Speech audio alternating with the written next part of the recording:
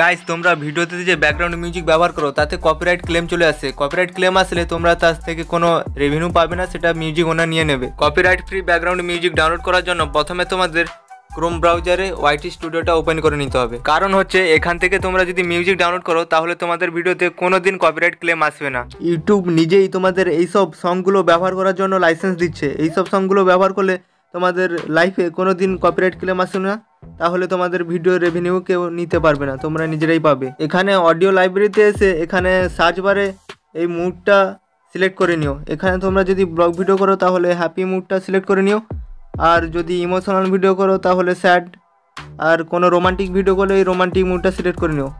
তারপর সিলেক্ট করে এখানে তোমাদের পছন্দ মতো একটা গান শুনে তোমরা এখানে ডাউনলোড করতে পারবে। সংটা প্রথম শুনে নিও, তারপর দেখো এই সাইডে ডাউনলোড অপশান আছে, এই ডাউনলোড অপশানের উপর ক্লিক করলে তোমাদের এই সংটা ডাউনলোড হয়ে যাবে। তো পুরো এই ভিডিওটা ডিটেলসে দেখার জন্য এখানে নিচে লিঙ্কে ক্লিক করে লং ভিডিওটা দেখে নিও।